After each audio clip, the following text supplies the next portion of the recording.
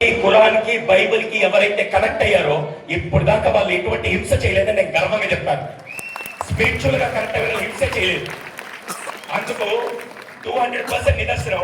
ఈ మధ్య మీరు ఎక్కడైనా చూడండి, 5 పూట్ల నమాజ్ చేసే వ్యక్తి ఎటువంటి ఘోరాలు చేస్తున్నాడు, చర్చికి వెళ్ళే వ్యక్తి ఎటువంటి ఘోరాలు చేస్తున్నాడు, స్పిరిచువల్ గా గుడికి వెళ్ళే వ్యక్తి ఎటువంటి ఘోరాలు చేస్తున్నాడు. అందుకే ఒక వ్యక్తి ఏం చేశాడు తెలుసా, సార్ అది పిల్లలతోనే మొదలవ్వాలని చెప్పి స్కూల్స్ స్థాపించడంలో ఎంత ముఖ్యమో ఒక గుడి కట్టి ఈ రోజు పిల్లలకి అటువంటి విలువలు నేర్పుతున్న one of the legendary person ఈ రోజు ఇక్కడ కూర్చున్నారు. నల్లపాటి వెంకటేశ్వర గారు. దయచేసి మీరు మసీదులో అయినా పిల్లల చేత వాలంటరీ వర్క్ చేయించండి, చర్చిలో అయినా పిల్లల చేత వాలంటరీ వర్క్ చేయించండి, గుడిలో అయినా పిల్లల చేత వాలంటరీ వర్క్ చేపిస్తే వాళ్ళకేం తెలుసా, నేను స్ట్రాంగ్ గా నమ్మేది, భయమో బాధ్యత ఉంటే పిల్లలు గొప్పగా పెరుగుతారు. భయమో బాధ్యత ఇంతకుముందు మీ అందరికీ ఉండేది. ఈ రోజుల్లో పిల్లలకి వాళ్ళని చూసి మనం భయపడుతున్నాం. ఎంతమంది ఒప్పుకుంటారు ఆ విషయం? దయచేసి ఈ రోజు థర్డ్ వన్, పిల్లల చేత వాలంటరీ వర్క్, అందులో స్పిరిచువల్ గా చేయించండి, ఖచ్చితంగా వాళ్ళు డౌన్ కేక్ బతుకుతారు. ఇది థర్డ్ వన్.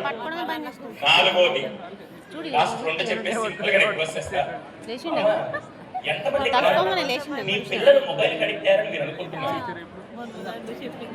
ఓకే, తప్పు అడిగాను, రైట్ అడిగాను. ఎంతమంది పేరెంట్స్ మొబైల్ అడిక్ట్ అయ్యారు ఇక్కడ? సారీ అండి, మా కౌన్సిలింగ్ సెంటర్కి వచ్చి పిల్లల్ని అడిగితే ఏరా మొబైల్ వాడుతున్నా అంటే, భలేవాడు సార్, నేను కాదు, నా రక్తం ఎవరికి ప్రవహిస్తుంది? మా నాన్నది కదా.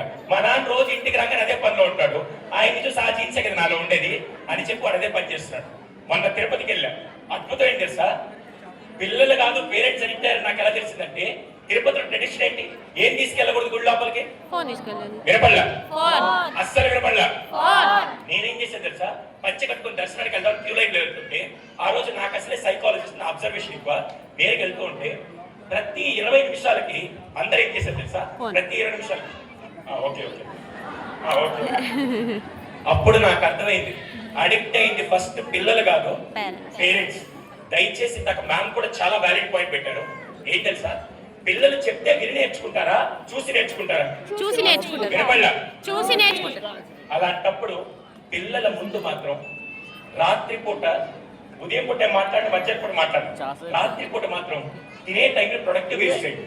బిల్ గేట్స్ ఇప్పటికీ నాకు ఇన్స్పిరేషన్ ఎందుకు తెలుసా, బిల్ గేట్స్ అంత గొప్ప వ్యక్తి అవడానికి కారణం ఏంటి తెలుసా, 7th క్లాస్ వరకు వాళ్ళ అమ్మా నాన్నతో కలిసి తింటూ ఉంటే అప్పుడు ఏం చేస్తారు, వాళ్ళ నాన్నగారు వచ్చి ఆఫీస్ లో ఏ ప్రాబ్లమ్స్ జరిగాయని మాట్లాడుతున్నాడు, అమ్మగారు వచ్చి ఏ ప్రాబ్లమ్ సాల్వ్ చేశారు మాట్లాడుతూ ఉంటే అప్పుడు వెంటనే బిల్ గేట్స్ ఏం చేశారు తెలుసా, అవన్నీ విని నేర్చుకొని చిన్న వయసు నుంచే పెద్ద సమస్యలు ఎలా ఉంటే దానికి ఎలా సొల్యూషన్ తీసుకోవాలో అమ్మా నాన్న డిస్కస్ చేస్తుంటే విని నేర్చుకొని తను 21 ఏళ్ళకి యూనివర్సిటీకి వెళ్ళాక అక్కడ ఒక ప్రాబ్లం రాగానే మనోడు సాల్వ్ చేస్తే, బాస్ ఇంత చిన్న వయసులో ఎలా సాల్వ్ చేశారంటే, సార్ చిన్నప్పటి నుంచి మేము డైనింగ్ టేబుల్ దగ్గర కూర్చొని అన్ని ప్రాబ్లమ్స్ డిస్కస్ చేస్తుంటే నా విజన్ 40 ఏళ్ల వయసులాగా ఆలోచించడం మొదలు పెట్టారని, అటువంటి వ్యక్తిత్వాన్ని పిల్లలకి డెవలప్ చేయాలని నేను అంటాను. ఎంతమంది